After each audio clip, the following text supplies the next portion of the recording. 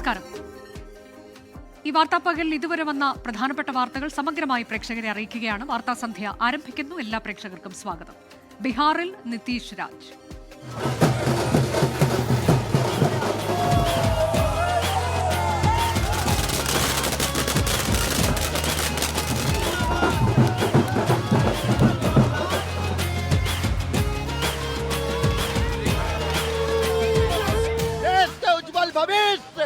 अगर उनके साथ है तो कोई माई के लाल नीतीश कुमार को सत्ता से हटाने के लिए अभी बिहार में पैसा नहीं लिया है।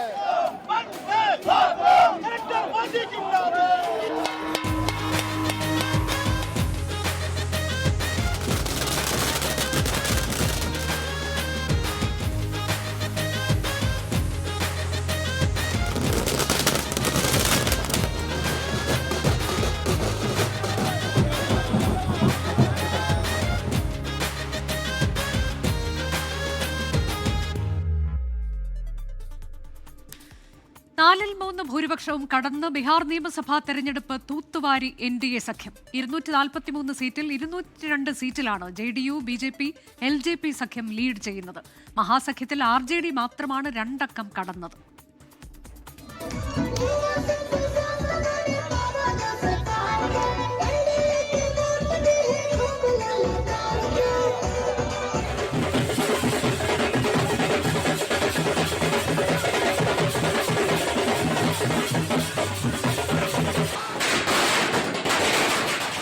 ബീഹാറിൽ മോദി നിതീഷ് മാജിക്.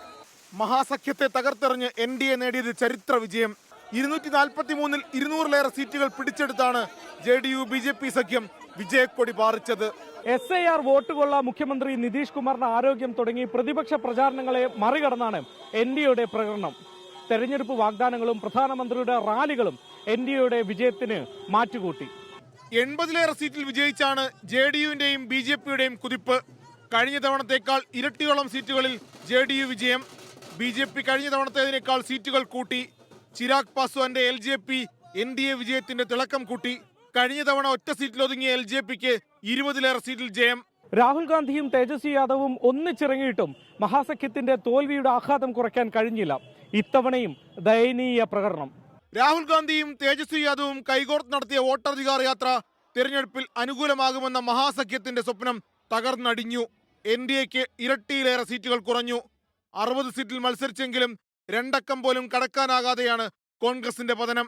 കഴിഞ്ഞ തവണ 5 സീറ്റ് നേടിയ അസദുദ്ദീൻ ഒവൈസിയുടെ AIMIMനും തെരഞ്ഞെടുപ്പ് തന്ത്രജ്ഞൻ പ്രശാന്ത് കിഷോറിന്റെ ജൻ സുരാജ് പാർട്ടിക്കും അത്ഭുതങ്ങൾ സൃഷ്ടിക്കാനായില്ല. ബീഹാറിൽ നിതീഷ് കുമാർ യുഗം തുടരും. സമീപകാലത്ത് ഏറ്റവും മികച്ച പ്രകടനം നടത്തിയാണ് നിതീഷ് കുമാർ സംസ്ഥാനത്ത് അധികാരം നിലനിർത്തുന്നത്. പട്നയിലെ JDU ആസ്ഥാനത്തിന് മുന്നിൽ നിന്നും വരുൺ വടശ്ശേരിക്കൊപ്പം ശ്രീനാഥ് ചന്ദ്രൻ, 24. ബീഹാറിലേത് സദ്ഭരണത്തിന്റെയും വികസനത്തിന്റെയും വിജയമെന്ന് പ്രധാനമന്ത്രി നരേന്ദ്രമോദി. ബീഹാറിന്റെ വികസനത്തിനായി പ്രവർത്തിക്കും. പ്രതിപക്ഷത്തിന്റെ നുണപ്രചാരണത്തിന് ജനം തിരിച്ചടി നൽകിയെന്നും പ്രധാനമന്ത്രി എക്സിൽ കുറിച്ചു. അതിനിടെ അടുത്ത മുഖ്യമന്ത്രിയെ തീരുമാനിക്കുന്നതിനുള്ള ചർച്ചകളിലേക്ക് കടന്നിരിക്കുന്നു NDA. BJPയിലെ മുതിർന്ന നേതാക്കൾ നിതീഷ് കുമാറുമായി ചർച്ച നടത്തുന്നു. സമ്രാട് ചൌധരി, ലലൻ സിംഗ് എന്നിവർ നിതീഷ് കുമാറിന്റെ വസതിയിലെത്തി. വൈകിട്ട് BJP ആസ്ഥാനത്ത് പ്രധാനമന്ത്രി പ്രവർത്തകരെ അഭിസംബോധന ചെയ്യും. ശ്രീനാഥ് ചന്ദ്രൻ പട്നയിൽ നിന്ന്, വിനീത VG ഡൽഹിയിൽ നിന്ന് വിശദാംശങ്ങളുമായി. ആദ്യം നമ്മൾ പോകുന്നത് ശ്രീനാഥ് ചന്ദ്രനിലേക്കാണ്. ശ്രീനാഥ്, അങ്ങനെ അപ്രതീക്ഷിതമായൊരു വിജയമെന്ന് തന്നെ പറയണം. എക്സിറ്റ് പോളുകളൊക്കെ പറഞ്ഞതിനെ കവച്ചു വെച്ചുകൊണ്ടുള്ളൊരു വിജയമാണ് NDAക്ക് ലഭിച്ചത്. ഇപ്പോൾ അതിൽ തന്നെ JDUവിനും BJPക്കും ഒക്കെ വലിയ നേട്ടമുണ്ടാക്കാൻ കഴിഞ്ഞു എന്നുള്ളതും എടുത്തു പറയേണ്ട കാര്യമാണ്. അവസാന ഫലങ്ങളൊക്കെ എപ്പോഴേക്ക്, രാത്രിയൊക്കെ ആകുമ്പോഴേക്കും ആകും ഔദ്യോഗികമായി ഫലപ്രഖ്യാപനം ഉണ്ടാവുക. പക്ഷേ അത് എങ്ങനെയാകും പോകുന്നത് എന്നത് നമുക്കിപ്പോൾ തന്നെ വ്യക്തമായി കഴിഞ്ഞു. ഏറ്റവും ഒടുവിലായി അല്പസമയം മുൻപ് രാഘോപൂരിൽ നിന്ന് തേജസ്വി യാദവ് 11,000-ലേറെ വോട്ടുകൾക്ക് ജയിച്ചിട്ടുണ്ട് എന്ന വാർത്തയും നമ്മൾ അറിഞ്ഞതാണ്. ഏറ്റവും ഒടുവിലായി എന്തൊക്കെയാണ് അവിടെ നടക്കുന്നത്? അടുത്ത സർക്കാർ രൂപീകരണ ചർച്ചകളിലേക്ക് ഇതിനോടകം തന്നെ NDA കടന്നിരിക്കുന്നു. നിതീഷ് കുമാറിന്റെ വസതിയിലേക്ക് പ്രമുഖരായ നേതാക്കൾ എത്തുന്നു. അങ്ങനെ പ്രധാനപ്പെട്ട വിവരങ്ങൾ. അനുജ, ഈ പൂർണ്ണമായ അന്തിമ ഫലം അറിയാൻ വേണ്ടി ഇനിയും സമയം എടുക്കും എന്നത് വ്യക്തമാണ്. പക്ഷേ ചിലയിടങ്ങളിലൊക്കെ ഇതിനോടകം തന്നെ സ്ഥാനാർത്ഥികളുടെ വിജയപ്രഖ്യാപനം ഇതോടകം തന്നെ ആയിട്ടുണ്ട്. ഏറ്റവും ഒടുവിൽ തേജസ്വി യാദവ് രാഘോപൂരിൽ നിന്ന് ജയിച്ചതാണ്.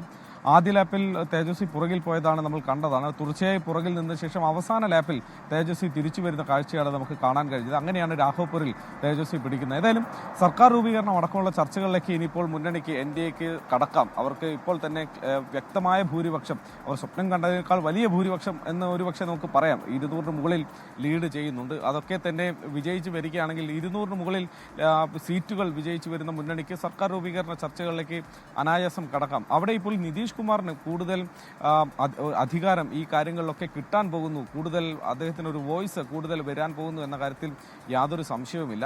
ഇപ്പോൾ നടക്കുന്ന ചർച്ചകളും നിതീഷിന്റെ വാക്കുകൾ കൂടുതലായി കേൾക്കേണ്ടി വരും BJP നേതാക്കൾക്ക്. കഴിഞ്ഞ തവണ സർക്കാർ ഉണ്ടാക്കിയപ്പോൾ നിതീഷിനെ മുഖ്യമന്ത്രിയാക്കുകയും 2 ഉപമുഖ്യമന്ത്രിമാരെ BJP വെക്കുകയും ചെയ്ത തരത്തിലുള്ള ഒരു ഫോർമുല ഏതായാലും ഇത്തവണ നിതീഷ് സമ്മതിക്കുമോ എന്നുള്ളത് അറിയേണ്ടിയിരിക്കുന്നു. നിലവിലെ സാഹചര്യത്തിൽ നിതീഷ് കുമാർ അത്തരം വിട്ടുവീഴ്ചകൾക്ക് തയ്യാറാവാൻ സാധ്യതയില്ല. തന്റെ പാർട്ടിയിൽ നിന്ന് ജയിച്ചു വന്ന പ്രധാനപ്പെട്ട സ്ഥാനാർത്ഥികൾക്കൊക്കെ തന്നെ പരമാവധി മെച്ചപ്പെട്ട വകുപ്പുകൾ നേടിയെടുക്കാനുള്ള ശ്രമം നിതീഷ് കുമാറിന്റെ ഭാഗത്ത് നിന്ന് ഏതായാലും ഉണ്ടാകും. ബീഹാറാണ് നിതീഷിന്റെ തട്ടകം. അവിടെ ഏതെങ്കിലും തരത്തിൽ പാർട്ടിയെ ക്ഷീണിപ്പിക്കുന്ന ഒരു നടപടി നിതീഷ് സ്വീകരിക്കാൻ സാധ്യതയില്ല. കിട്ടിയതൊരു സുവർണാവസരം തന്നെയാണ്. ഈ കഴിഞ്ഞ തവണ നേടിയതിനേക്കാൾ ഇരട്ടിയിലധികം സീറ്റുകൾ നേടിയാണ് നിതീഷ് അധികാരത്തിലേക്ക് തിരികെ വരുന്നത്. അതുകൊണ്ട് നിതീഷിന് പ്രായമായെന്നും അദ്ദേഹം രാഷ്ട്രീയ വനവാസത്തിലേക്ക് പോകാൻ പോവുകയാണ് എന്നതൊക്കെയാണ് തെരഞ്ഞെടുപ്പ് കാലത്ത് പ്രതിപക്ഷം അടക്കം ഉന്നയിച്ചത്. അങ്ങനെ ഒരു സാഹചര്യത്തിൽ നിതീഷ് ക്ഷീണിക്കുകയും അതേസമയം ഒരു ഭൂരിപക്ഷത്തിൽ പോകാനുള്ള ഒരു പിന്തുണ നിതീഷിന്റെ ഭാഗത്ത് നിന്ന് കിട്ടുകയും ചെയ്യുമ്പോൾ അധികാരം BJPയുടെ കയ്യിൽ പൂർണ്ണമായി തന്നെ മുറുകെ നിൽക്കുന്നതാണ്. പക്ഷേ ഇപ്പോഴത്തെ സാഹചര്യം അതല്ല.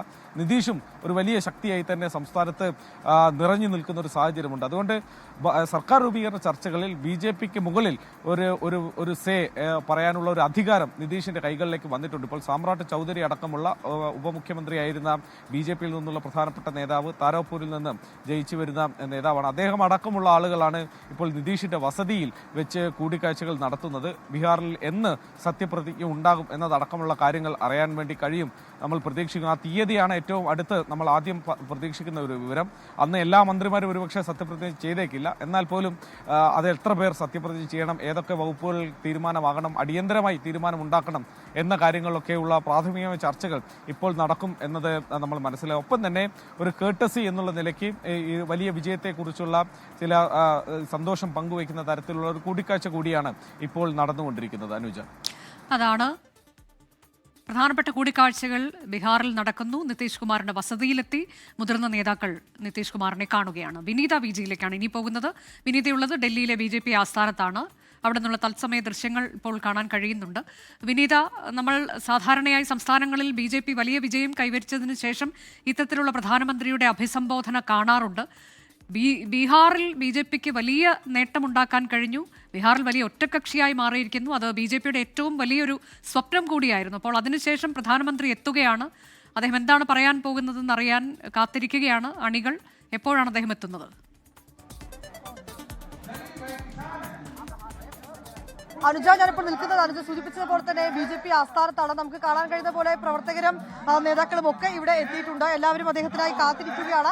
അല്പസമയത്തിനകം തന്നെ പ്രധാനമന്ത്രി ഞാനിപ്പോൾ നിൽക്കുന്ന ഈ വേദിയിലേക്ക് എത്തിച്ചേരുമെന്നാണ് അറിയാൻ കഴിയുന്നത്. ഇപ്പോൾ JP നദ്ദ അദ്ദേഹം ഇവിടേക്ക് എത്തിയിട്ടുണ്ടെന്നാണ് നമുക്ക് അറിയാൻ കഴിയുന്നത്. വലിയ സുരക്ഷാ ക്രമീകരണങ്ങൾ ഒരുക്കിയിട്ടുണ്ട്. പ്രധാനമന്ത്രിയുടെ സന്ദർശനവും ഒക്കെയായി ബന്ധപ്പെട്ട ഏതാണെങ്കിലും അദ്ദേഹം അല്പസമയത്തിനകം ഇവിടേക്ക് എത്തിച്ചേരും. അനുജ സൂചിപ്പിച്ചതുപോലെ തന്നെ മുൻ സംസ്ഥാനങ്ങളിലൊക്കെ ഇത്തരത്തിലേക്കുള്ള തെരഞ്ഞെടുപ്പുകൾ നടക്കുമ്പോഴും അതിൽ ഒരു വലിയൊരു വിജയമൊക്കെ നേടിയതിന് പിന്നാലെ പ്രധാനമന്ത്രി ജനങ്ങളുമായി അഭിസംബോധന ചെയ്തിട്ടുണ്ടായിരുന്നു. അവിടെയുള്ള ജനങ്ങൾക്ക് നന്ദി അറിയിച്ചിട്ടുണ്ടായിരുന്നു. ഇത്തവണയും അങ്ങനെ തന്നെയായിരിക്കും ഉണ്ടാവുക. ബീഹാറിൽ വികസനവുമായി ബന്ധപ്പെട്ടൊക്കെ വലിയ ഒരു മേൽക്കോയ്മ ഞങ്ങൾക്കുണ്ടായിരുന്നുവെന്നാണ് BJP നേതാക്കളൊക്കെ തന്നെ അവകാശപ്പെടുന്നത്. തുടക്കം മുതൽ തന്നെ വലിയൊരു മേൽക്കോയ്മയോടുകൂടി അത് ഈ സ്ഥാനാർത്ഥി നിർണയത്തിലാണെങ്കിലും പിന്നീട് ആ പ്രചരണങ്ങളിലേക്ക് കടക്കുമ്പോഴാണെങ്കിലും ഒക്കെ നമുക്ക് അത് തന്നെയാണ് കാണാൻ കഴിഞ്ഞിട്ടുണ്ടായിരുന്നത്. വളരെ പെട്ടെന്ന് തന്നെ ഒരു കൂട്ടായ്മയോടുകൂടി ആ തെരഞ്ഞെടുപ്പിനെ നേടാൻ NDAക്ക് കഴിഞ്ഞു എന്നുള്ളത് തന്നെയാണ്. അതിൽ പ്രധാനമായിട്ടുള്ള 2 ഫാക്ടറുകൾ, അത് പ്രധാനമന്ത്രി നരേന്ദ്രമോദിയും ഒപ്പം തന്നെ ബീഹാർ മുഖ്യമന്ത്രി നിതീഷ് കുമാറുമായിരുന്നു. ഇരുവരും ഏതാണ്ട് വിവിധ റാലികളടക്കം പങ്കെടുക്കുകയും ബീഹാറിലെ സ്ത്രീകൾക്ക് പ്രത്യേക പദ്ധതികൾ, ഒപ്പം തന്നെ കാർഷിക വോട്ടുകൾ, അങ്ങനെ കർഷകരെയും സ്ത്രീകളെയും യുവാക്കളെയും ഒക്കെ വിശ്വാസത്തിലെടുത്തുകൊണ്ട് ഒന്നിച്ച് മുന്നോട്ട് കൊണ്ടുപോകാൻ കഴിഞ്ഞു എന്നുള്ളത് തന്നെയാണ് അത് ഏറ്റവും എടുത്തു പറയേണ്ടത്.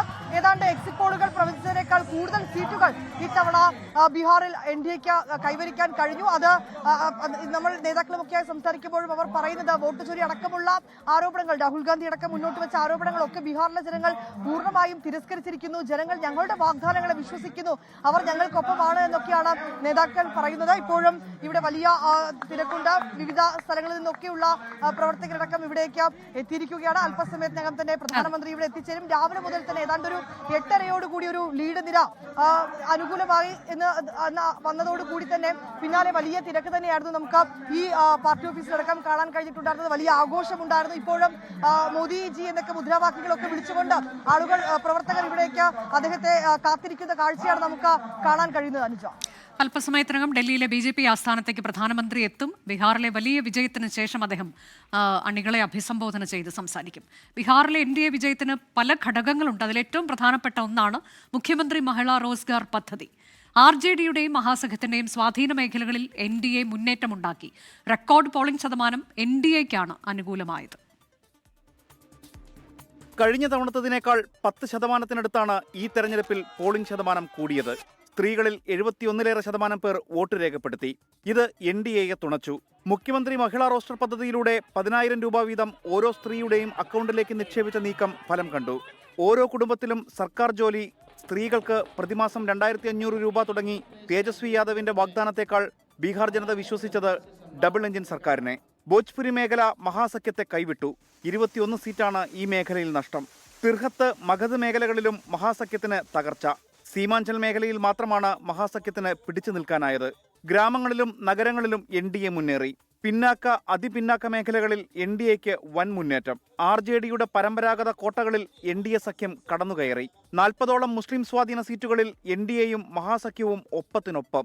യാദവ ബെൽറ്റുകളിലെ NDA കുതിപ്പ് RJDയുടെ ചങ്കിടിപ്പേറ്റുന്നതാണ്. Election desk 24. ബീഹാർ രാഷ്ട്രീയത്തിൽ നിതീഷ് കുമാർ എന്ന പേര് കാലങ്ങൾ കൊണ്ട് കൊത്തിവെക്കപ്പെട്ടതാണ്. നിതീഷ് മുഖ്യമന്ത്രിയായിരുന്ന കാലം ഒരുമിച്ച് കൂട്ടിയാൽ ഏകദേശം 20 വർഷത്തോളം വരും. ബീഹാറിൽ ഏറ്റവും അധികം കാലം മുഖ്യമന്ത്രിയായിരുന്ന നേതാവ്. നിതീഷ് കുമാറിന്റെ ഭാവി തീരുമാനിക്കപ്പെടുന്ന തെരഞ്ഞെടുപ്പായിരിക്കും ഇത്തവണത്തേത് എന്ന് രാഷ്ട്രീയ നിരീക്ഷകർ പറഞ്ഞിരുന്നു.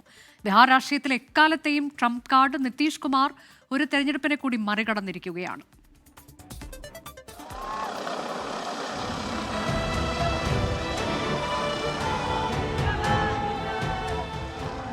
ജനവിധി എന്തുതന്നെയായാലും നിതീഷ് കുമാറിന് ഇക്കാലം കൊണ്ട് ബീഹാറിലെ ജനങ്ങളുടെ വിശ്വാസം നേടിയെടുക്കാൻ മറ്റാരെക്കാളും സമർത്ഥമായി സാധിച്ചു എന്ന് പറയാൻ രണ്ടാമതൊന്ന് ആലോചിക്കേണ്ടതില്ല.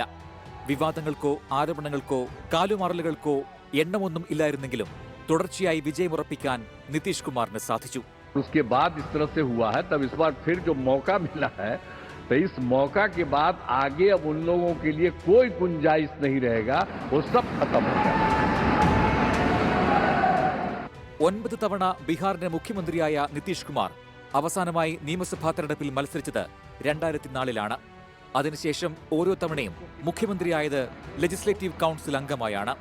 2024-ൽ MLA-ആയി തെരഞ്ഞെടുക്കപ്പെട്ട നിതീഷിന് 2030 വരെ കാലാവധിയുണ്ട്. നിരന്തരം മുന്നണികൾ മാറുന്ന നിതീഷ് കുമാറിന് സ്ഥിരതയില്ല എന്ന വിമർശനം സ്ഥിരമാണ്. जितनी भी जातियां इस देश में बसती है, सबको आबादी के हिसाब से आरक्षण दे दिया जाना चाहिए. ലാലു പ്രസാദ് യാദവും നിതീഷും ആദ്യം ജനതാദളിന്റെ ഭാഗമായിരുന്നു. പിന്നീട് ലാലുവിന്റെ മേൽക്കോയ്മയിൽ അസംതൃപ്തനായി 1994-ൽ സാമന്ത പാർട്ടി രൂപീകരിച്ചു. 1996-ലെ ലോക്സഭാ തെരഞ്ഞെടുപ്പിൽ ആദ്യമായി BJPയുമായി സഖ്യത്തിലേർപ്പെട്ടു. നളന്ദയിൽ നിന്ന് നിതീഷ് പാർലമെന്റിലേക്ക് ജയിച്ചു. വാജ്പേയി സർക്കാരിൽ കേന്ദ്രമന്ത്രിയായി. 2000-ൽ ആദ്യമായി ബീഹാർ മുഖ്യമന്ത്രിയായി. എന്നാൽ 7 ദിവസത്തിനുള്ളിൽ സർക്കാർ വീണു. രണ്ടായി പിളർന്ന ജനതാദളിലെ ഒരു വിഭാഗം സമന്ത പാർട്ടിയുമായി ചേർന്നാണ് 2003-ൽ JDU രൂപീകരിക്കുന്നത്. 2005-ൽ NDAയുടെ ഭാഗമായി വീണ്ടും ബീഹാർ മുഖ്യമന്ത്രി. 2014 വരെ മുഖ്യമന്ത്രി സ്ഥാനത്ത് തുടരുകയും ചെയ്തു. 2014-ലാണ് ആദ്യമായി നിതീഷ് കുമാർ BJPയുമായി ഉടക്കുന്നത്. നരേന്ദ്രമോദിയെ പ്രധാനമന്ത്രി സ്ഥാനാർത്ഥിയായി ഉയർത്തിക്കാണിച്ചത് അംഗീകരിക്കാൻ കഴിയില്ലെന്ന് പറഞ്ഞ് NDA വിട്ടു. 2015-ൽ മഹാസഖ്യത്തിന്റെ ഭാഗമായി ബീഹാർ മുഖ്യമന്ത്രിയായി. 2017-ൽ വീണ്ടും NDAയിൽ. 2022-ൽ വീണ്ടും മഹാസഖ്യത്തിനൊപ്പം. 2024 ലോക്സഭാ തെരഞ്ഞെടുപ്പിന് തൊട്ടുമുൻപ് വീണ്ടും NDAയുടെ ഭാഗമായി. എത്ര തവണ ഏതൊക്കെ സഖ്യത്തിന്റെ ഭാഗമായാലും ഒടുവിൽ ജനങ്ങൾ തന്നെ പിന്തുണയ്ക്കും എന്ന ആത്മവിശ്വാസം നിതീഷിനുണ്ട്. പിന്നാക്ക സമുദായങ്ങളുടെ വോട്ടുറപ്പിക്കാൻ എന്നും നിതീഷിന് സാധിച്ചിരുന്നു. കുർമി വിഭാഗത്തിൽ ജനിച്ച നിതീഷ് കുമാർ OBC വോട്ടുകൾ പിടിക്കുമെന്ന പ്രതീക്ഷ BJPക്കുണ്ടായിരുന്നു. മറ്റൊരു തെരഞ്ഞെടുപ്പ് ഫലം കൂടി പുറത്തുവന്നിരിക്കുന്നു. എന്താകും നിതീഷിന്റെ അടുത്ത നീക്കമെന്നറിയാൻ കാത്തിരിക്കാം. Research desk 24. 3 പതിറ്റാണ്ടിലേറെയായി വിജയ ഫോർമുലയായ മുസ്ലിം യാദവ വോട്ടുകളിൽ RJDക്കുള്ള സ്വാധീനത്തിലാണ് ഇടിവുണ്ടായത്. മുസ്ലിം യാദവ ഫോർമുലയ്ക്ക് ബദലായി NDA ഉയർത്തിക്കാട്ടിയ ഫോർമുല സ്ത്രീകളെയും അതിപിന്നാക്ക വിഭാഗത്തെയും യുവാക്കളെയും ലക്ഷ്യമിട്ടായിരുന്നു. MY എന്നാൽ മുസ്ലിം യാദവ കോമ്പിനേഷൻ. 3 പതിറ്റാണ്ടായി ലാലു പ്രസാദ് യാദവ് പരീക്ഷിച്ച് വിജയിച്ച ഫോർമുല. അക്കാലം പഴങ്കഥ. ഇനി MEY എന്നാണ്. മഹിള EBC യൂത്ത് ഫോർമുല. നരേന്ദ്രമോദിയും നിതീഷ് കുമാറും നടത്തിയ ME പരീക്ഷണത്തിൽ മഹാവിജയം NDAയ്ക്കൊപ്പം. 3 ഘടകങ്ങളാണ് ഈ വിജയ ഫോർമുലയുടെ അടിസ്ഥാനം. നിതീഷ് കുമാറിൽ ബീഹാറിലെ സ്ത്രീ വോട്ടേഴ്സിനുള്ള വിശ്വാസം, ചിരാഗ് പാസ്വാൻ, ഉപേന്ദ്ര കുശ്വാഹ, ജിതൻ റാം മാഞ്ചി എന്നീ നേതാക്കളിലൂടെ NDAയ്ക്ക് ലഭിച്ച EBC മഹാദളിത് പിന്തുണ. RJD ജയിച്ചാൽ വികസന മുരടിപ്പിന് വഴിയൊരുങ്ങുമെന്നും അഴിമതിയും അക്രമവും കൂടും എന്നുമുള്ള പ്രചാരണം യുവാക്കളുടെ വോട്ടിന് വഴിയൊരുക്കി. മഹാസഖ്യത്തിനാകട്ടെ മുസ്ലിം യാദവ് ഫോർമുലയ്ക്കപ്പുറം മുന്നോട്ടു പോകാൻ കഴിഞ്ഞതുമില്ല. മുസ്ലിം സ്വാധീന മേഖലകളിൽ AIMIM നേട്ടമുണ്ടാക്കിയതും മഹാസഖ്യത്തിന് തിരിച്ചടിയായി. ലാലു പ്രസാദ് യാദവ് തെരഞ്ഞെടുപ്പ് രാഷ്ട്രീയത്തിൽ സജീവമല്ല. സമോസയിൽ ഉരുളക്കിഴങ്ങുള്ളിടത്തോളം ബീഹാറിൽ ലാലുവും ഉണ്ടാകും എന്ന ചൊല്ലും പഴഞ്ചൊല്ലായി. രാഷ്ട്രീയ ചുവടുമാറ്റങ്ങൾ നടത്തുന്ന നേതാവ് എന്ന നിലയിൽ നിതീഷ് കുമാറിനെ പരിഹസിക്കുന്ന പാൽത്തൂറാം വിളിയും ഇനി പഴങ്കഥ. സദ്ഭരണത്തിന്റെ നേതാവ് എന്നർത്ഥം വരുന്ന സുശാസൻ ബാബുവായി ബീഹാർ രാഷ്ട്രീയത്തിൽ നിതീഷ് കുമാർ തുടരും. 24 ഡൽഹി. 7 സംസ്ഥാനങ്ങളിൽ നടന്ന നിയമസഭാ ഉപതെരഞ്ഞെടുപ്പിൽ BJPയും കോൺഗ്രസും 2 വീതം സീറ്റുകളിൽ വിജയിച്ചു. ജമ്മുകശ്മീരിലെ 2 മണ്ഡലങ്ങളിൽ നടന്ന ഉപതെരഞ്ഞെടുപ്പിൽ 1 സീറ്റിൽ BJPയും 1 സീറ്റിൽ PDPയും വിജയിച്ചു. രാജസ്ഥാൻ, തെലങ്കാന സംസ്ഥാനങ്ങളിലാണ് കോൺഗ്രസ് സ്ഥാനാർത്ഥികൾ വിജയിച്ചത്. പഞ്ചാബിലെ 1 സീറ്റ് ആം ആദ്മി പാർട്ടി നിലനിർത്തി. ഝാർഖണ്ഡിൽ JMMഉം മിസോറാമിൽ മിസോ നാഷണൽ ഫ്രണ്ട് സ്ഥാനാർത്ഥിയും വിജയിച്ചു. ഇന്നത്തെ മറ്റൊരു പ്രധാനപ്പെട്ട വാർത്തയിലേക്ക്. ശബരിമല സ്വർണ്ണക്കൊള്ളയിൽ ED അന്വേഷണത്തിന് കളമൊരുങ്ങുന്നു. FIR ആവശ്യപ്പെട്ട് ED ഹൈക്കോടതിയെ സമീപിച്ചു. കള്ളപ്പണം വെളുപ്പിക്കൽ നടന്നിട്ടുണ്ടെന്ന് സംശയിക്കുന്നതായി ED ചൂണ്ടിക്കാട്ടി. നേരത്തെ FIR ആവശ്യപ്പെട്ട് സമർപ്പിച്ച ഹർജി റാന്നി കോടതി തള്ളിയിരുന്നു. ഇതിനു പിന്നാലെയാണ് ED ഹൈക്കോടതിയെ സമീപിച്ചത്. തിരുവനന്തപുരം കോർപ്പറേഷൻ മുട്ടട വാർഡിലെ കോൺഗ്രസ് സ്ഥാനാർത്ഥി വൈഷ്ണ സുരേഷിന് തിരിച്ചടി. തദ്ദേശ തെരഞ്ഞെടുപ്പ് വോട്ടർ പട്ടികയിൽ വൈഷ്ണ സുരേഷിന്റെ പേരുണ്ടായേക്കില്ല. വോട്ട് ചേർക്കാനായി വൈഷ്ണ നൽകിയ മേൽവിലാസത്തിലെ വീട്ടു നമ്പർ മറ്റൊരു വ്യക്തിയുടേതാണ്. അപേക്ഷയിൽ നൽകിയിരിക്കുന്ന കെട്ടിട നമ്പറിൽ വൈഷ്ണയുടെ വോട്ട് ചേർക്കാൻ സാധിക്കില്ലെന്ന് തെരഞ്ഞെടുപ്പ് ഉദ്യോഗസ്ഥർ തെരഞ്ഞെടുപ്പ് കമ്മീഷനെ അറിയിച്ചു. വൈഷ്ണ ലോക്സഭയിലും കള്ളവോട്ട് ചെയ്തുവെന്ന് CPIM മുട്ടട ബ്രാഞ്ച് കമ്മിറ്റി അംഗം ധനേഷ് കുമാർ പരാതിപ്പെട്ടു. അമ്പലമുക്കിൽ താമസക്കാരിയായ വൈഷ്ണ സുരേഷ് മുട്ടട വാർഡിൽ നിന്നാണ് കോൺഗ്രസിന്റെ പ്രായം കുറഞ്ഞ സ്ഥാനാർത്ഥിയായി ജനവിധി തേടുന്നത്. വോട്ടർ പട്ടികയിൽ പേര് ചേർക്കുന്നതിനായി വൈഷ്ണ സുരേഷ് നൽകിയിരിക്കുന്ന മേൽവിലാസം മുട്ടട വാർഡിലെ TC 18/564 എന്നാണ്. ഈ മേൽവിലാസത്തിലെ വീട്ടുനമ്പർ മറ്റൊരു വ്യക്തിയുടേതെന്ന് ചൂണ്ടിക്കാട്ടി CPM ബ്രാഞ്ച് കമ്മിറ്റി അംഗം ധനേഷ് കുമാർ തിരഞ്ഞെടുപ്പ് കമ്മീഷനെ സമീപിക്കുകയായിരുന്നു. അറിഞ്ഞുകൊണ്ടാണ് കള്ളവോട്ട് ചേർത്തിരിക്കുന്നത്. വേറെ വോട്ടില്ല. അവർക്ക് വേണമെങ്കിൽ മുക്കിൽ ചേർക്കാം, അവർ താമസിക്കുന്ന സ്ഥലത്ത് ചേർക്കാമായിരുന്നല്ലോ. അതിന് തർക്കമില്ല. പാർലമെന്റ് ഇലക്ഷനും കള്ളവോട്ട് ചെയ്തു. അത് നമ്മൾ ഇനിയിപ്പോൾ കളക്ടർക്ക് പരാതി കൊടുക്കും. മുട്ടട വാർഡിലെ TC 18/564 എന്ന നമ്പറുള്ള കെട്ടിടം റഹീം ഷാ എന്ന വ്യക്തിയുടെ ഉടമസ്ഥതയിലുള്ളതെന്ന് നഗരസഭാ രേഖകൾ വ്യക്തമാക്കുന്നു. വൈഷ്ണയെ അറിയില്ലെന്നും വീട് ആർക്കും വാടകയ്ക്ക് കൊടുത്തിട്ടില്ലെന്നും ഈ വിലാസത്തിൽ വോട്ട് ചേർക്കാൻ അനുവദിക്കരുതെന്നും വ്യക്തമാക്കി റഹീം ഷാ നഗരസഭാ അധികൃതർക്ക് കത്ത് നൽകി. തിരഞ്ഞെടുപ്പ് ഉദ്യോഗസ്ഥരുടെ പരിശോധനയിൽ വൈഷ്ണ മുട്ടട വാർഡിൽ താമസമില്ലെന്ന് വ്യക്തമായി. ഉദ്യോഗസ്ഥർക്ക് മുൻപാകെ മുട്ടട വാർഡിൽ താമസിക്കുന്നതിനുള്ള വാടക കരാറോ കെട്ടിടത്തിന്റെ വിവരങ്ങളോ വൈഷ്ണ ഹാജരാക്കിയില്ല. 18/564 എന്ന കെട്ടിട നമ്പറിൽ വൈഷ്ണയുടെ വോട്ട് ചേർക്കാൻ സാധിക്കില്ലെന്ന് തിരഞ്ഞെടുപ്പ് ഉദ്യോഗസ്ഥർ തിരഞ്ഞെടുപ്പ് കമ്മീഷനെ അറിയിച്ചു. വോട്ടർ പട്ടികയിൽ പേരുണ്ടെങ്കിൽ മാത്രമേ വൈഷ്ണ സുരേഷിന് തിരഞ്ഞെടുപ്പിൽ മത്സരിക്കാനാകൂ. 24 തിരുവനന്തപുരം. കണ്ണൂർ പാനൂർ പാലത്തായി പീഡനക്കേസിൽ അധ്യാപകനും BJP നേതാവുമായിരുന്ന പത്മരാജൻ കുറ്റക്കാരനെന്ന് കോടതി. തലശ്ശേരി പോക്സോ അതിവേഗ പ്രത്യേക കോടതി നാളെ ശിക്ഷാവിധി പ്രഖ്യാപിക്കും. 4ാം ക്ലാസ്സുകാരിയെ ലൈംഗികമായി പീഡിപ്പിച്ചുവെന്നാണ് കേസ്. ഇന്നത്തെ മറ്റു ചില വാർത്തകൾ ചുരുക്കത്തിൽ നോക്കാം.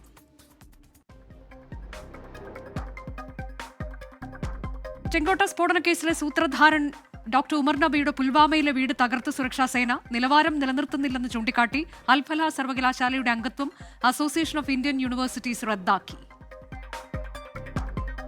സംസ്ഥാനത്ത് ഒറ്റപ്പെട്ട ശക്തമായ മഴ തുടരാൻ സാധ്യതയെന്ന് കേന്ദ്ര കാലാവസ്ഥാ വകുപ്പിന്റെ മുന്നറിയിപ്പ്. എറണാകുളം, ഇടുക്കി, തൃശൂർ, കണ്ണൂർ ജില്ലകളിൽ യെല്ലോ അലർട്ട്.